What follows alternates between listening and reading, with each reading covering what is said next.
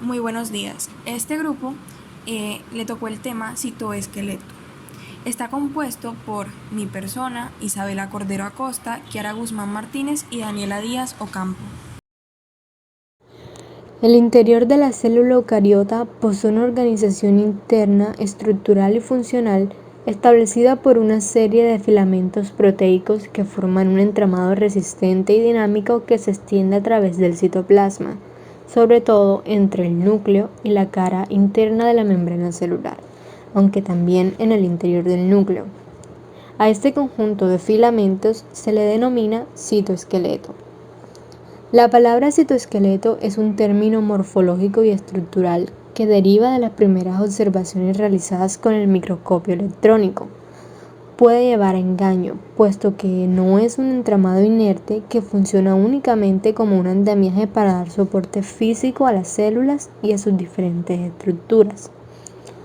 El citoesqueleto es una estructura muy cambiante, es decir, a pesar de su nombre, el citoesqueleto no es solo los huesos de la célula, sino también sus músculos. Esta versatilidad se basa en sus propiedades. El citoesqueleto soporta la membrana plasmática de la célula, organiza sus estructuras internas e interviene en el transporte, movilidad y división celular. Es decir, es la estructura interna que soporta la tensión y las fuerzas de compresión manteniendo la forma de la célula.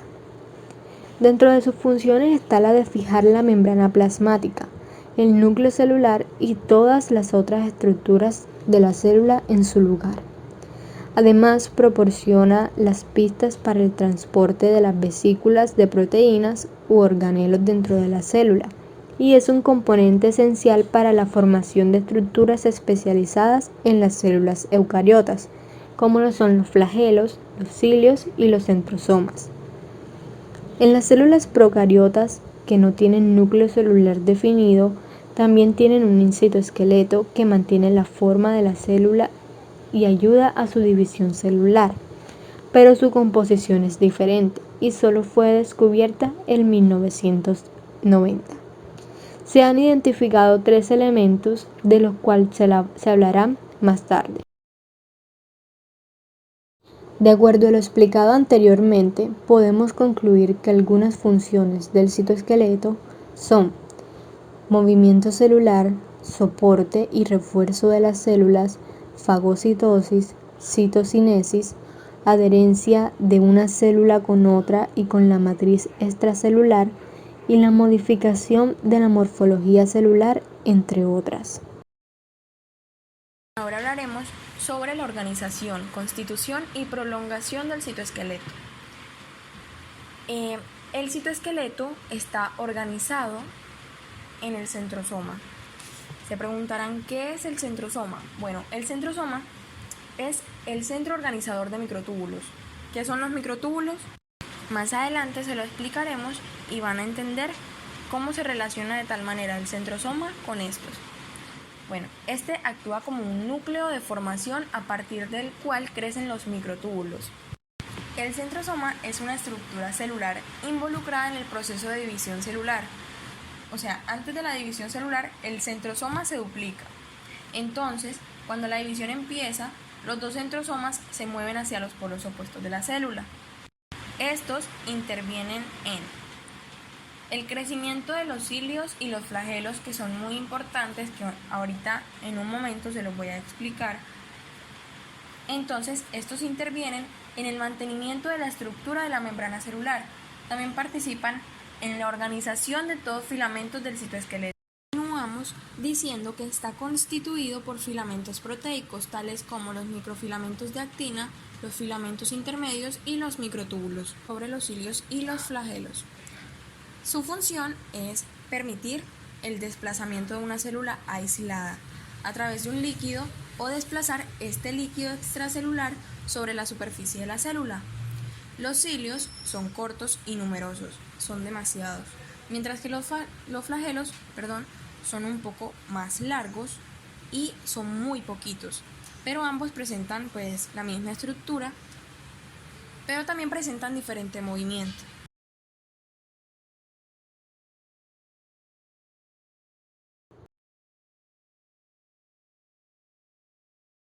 Filamentos de actina. Los filamentos de actina constituyen uno de los componentes del citoesqueleto. En las células animales suelen ser más abundantes cerca de la membrana plasmática, donde forman un entramado cortical que proporciona soporte a la membrana plasmática y a la célula. Sin embargo, su distribución y organización intracelular depende mucho del tipo celular. Por ejemplo, en las células de las plantas y en los hongos su distribución es distinta, puesto que la función de soporte la realiza la pared celular. Los filamentos de actina realizan infinidades de funciones en las células. Así, sin estos filamentos, una célula no podría dividirse, moverse, realizar endocitosis ni fagocitosis y sus orgánulos se comunicarían entre sí. En las células animales, además, es un armazón de soporte para mantener o cambiar la forma celular. Grandes avances en el conocimiento de la funcionalidad de los filamentos de actina se han basado en la utilización que hacen de ella ciertos patógenos para llevar a cabo las infecciones celulares. La manipulación de estos patógenos y la obtención de mutantes han ayudado a comprender muchos de los aspectos funcionales de los filamentos de actina. La formación del citoesqueleto de actina requiere la elaboración de enlaces cruzados entre filamentos de actina. Estos enlaces los forman proteínas. Continuando, la región de la célula con mayor cantidad de filamentos de actina se encuentra cerca de la membrana plasmática y a esta región se le denomina corteza. El citoesqueleto cortical se organiza en diferentes formas, dependiendo del tipo de célula, y se conecta a la membrana plasmática a través de proteínas fijadoras, que estas tienen que ver con las proteínas accesorias. Algunos de los citoesqueletos mejor descritos son de células del músculo, plaquetas, células epiteliales y eritrocitos o sangre. Por ejemplo, en las células musculares, la proteína fijadora distrofina une los filamentos de actina a un complejo glucoproteico integral de la membrana. Este complejo se une a proteínas de la matriz extracelular.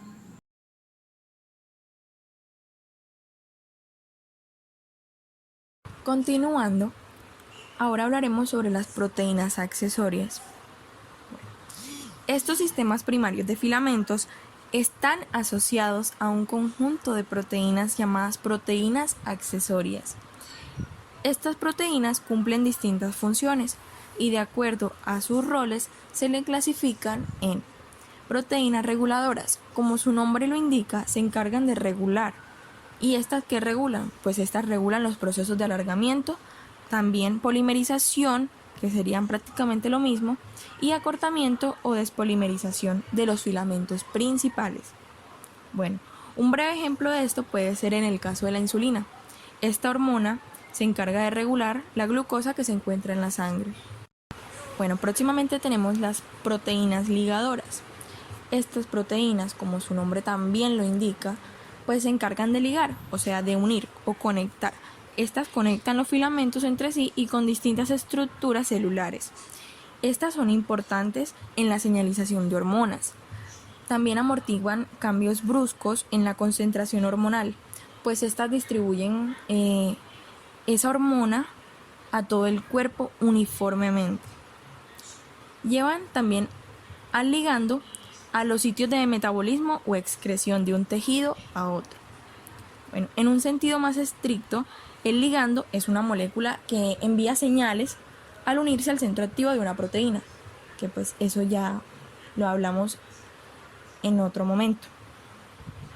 Por lo tanto, todos deberíamos de tener esa definición muy clara. También tenemos las proteínas motoras, que estas sirven para la motilidad, contracción y cambios de formas celulares. También trasladan macromoléculas y organelas de un punto a otro del citoplasma. Las proteínas motoras son también máquinas moleculares y estas hacen o producen que los músculos se contraigan. También llevan a cabo el transporte intracelular y permiten que la célula se pueda mover y se divida. También mantiene constantemente transformando energía química en trabajo mecánico al desplazarse sobre filamentos de proteínas del citoesqueleto. Sistemas de filamentos. Entre los años 1950 y 1960, la microscopía electrónica consiguió sacar a luz 3 sistemas distintos de filamentos del citoplasma. Estudios bioquímicos e inmunológicos posteriores identificaron el conjunto específico de proteínas que caracteriza a cada sistema de filamentos. Los 3 sistemas primarios de fibras que componen el citoesqueleto son microfilamentos, microtúbulos y filamentos intermedios, los cuales serán explicados a continuación. El citoesqueleto se compone de 3 tipos de fibras. Cada una de estas va clasificada de acuerdo a su tamaño. En primer lugar tenemos a los microtúbulos, que tienen un tamaño de 25 nanómetros. En segundo lugar tenemos a los filamentos intermedios, que tienen un tamaño de 8 a 12 nanómetros. Y tenemos también en tercer lugar los filamentos de actina, que tienen 7 nanómetros de tamaño.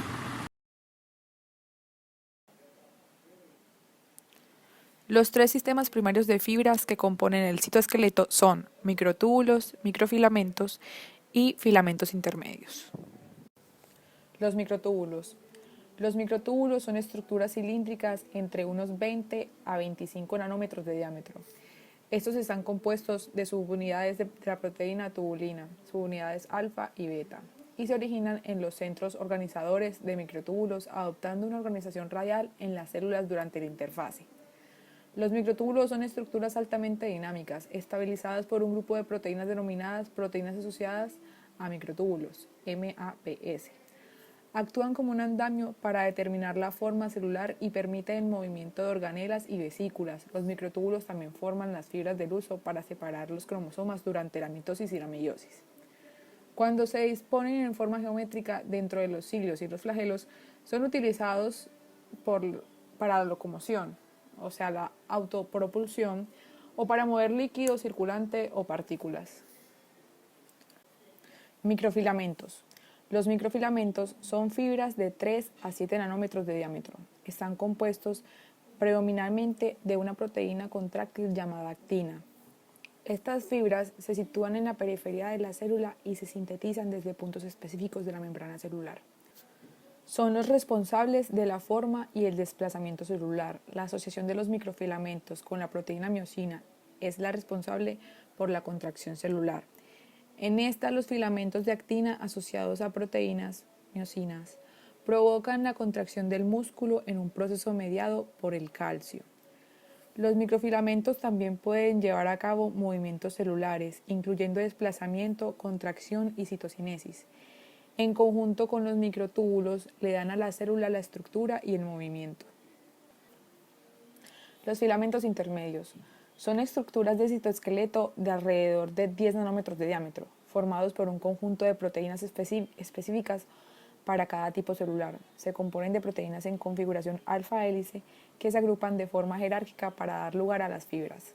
Alfa-hélice.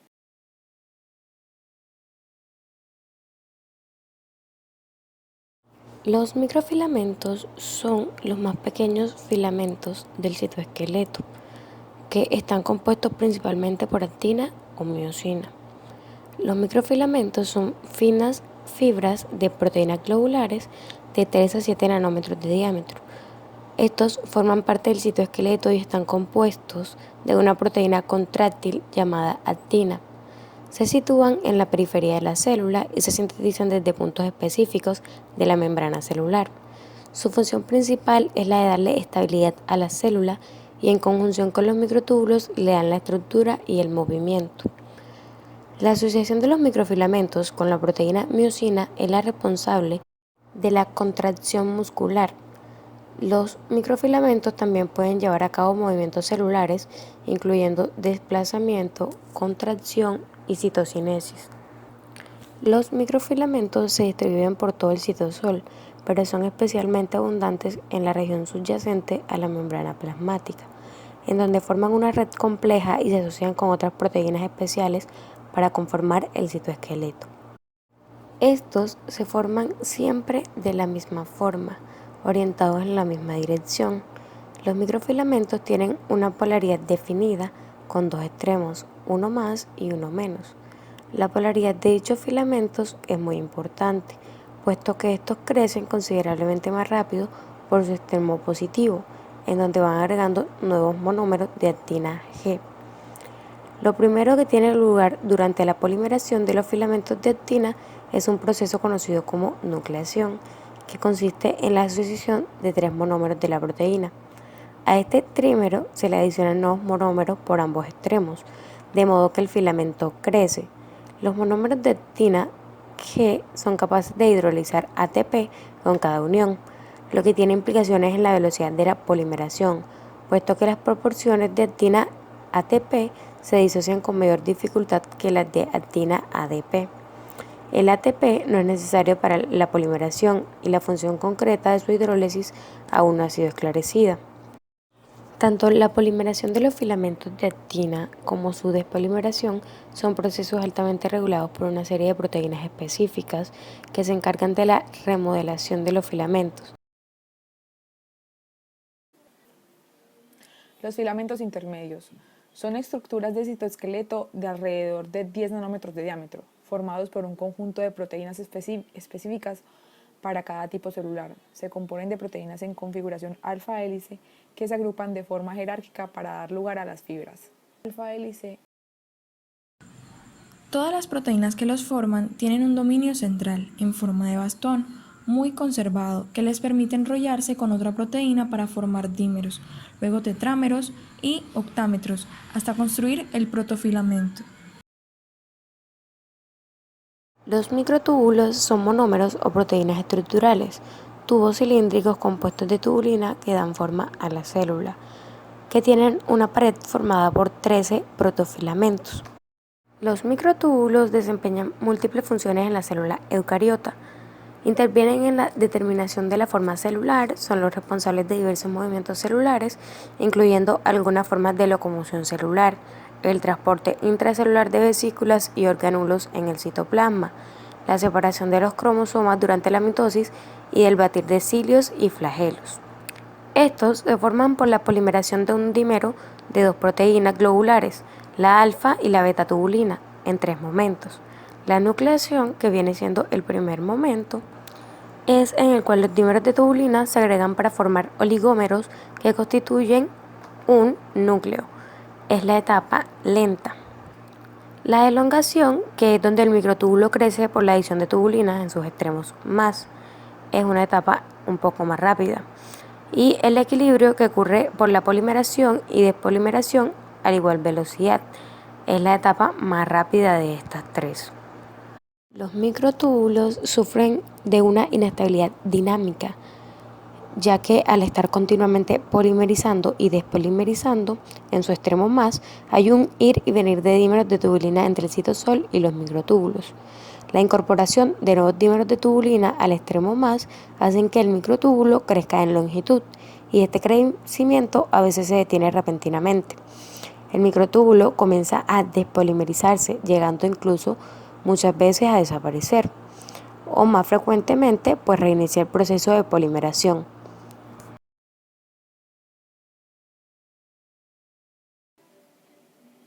Proteínas FTSZ, Filament Temperature Sensitive Mutant C.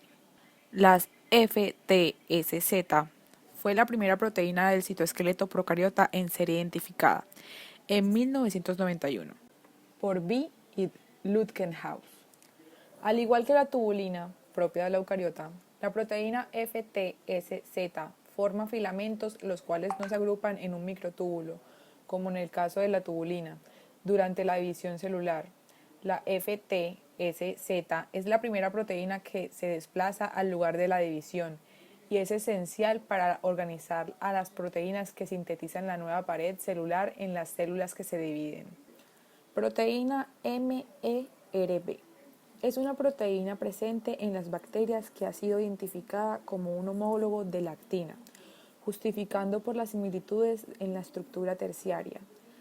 Al estudiar la actividad de esta proteína, se descubrió que ésta se dispone en una estructura en forma de hélice, la cual recorre la estructura bacteriana inmediatamente por debajo de la membrana plasmática, en un plano transversal al eje mayor, Dicha estructura daba entre una vuelta y cuarto a la periferia celular.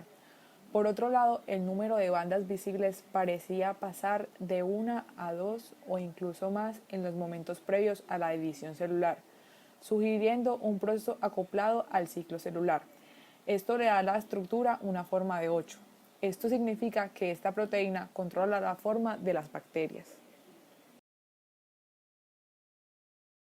Proteína bacteriana tipo actina. Eso es lo que significa esta palabra del principio.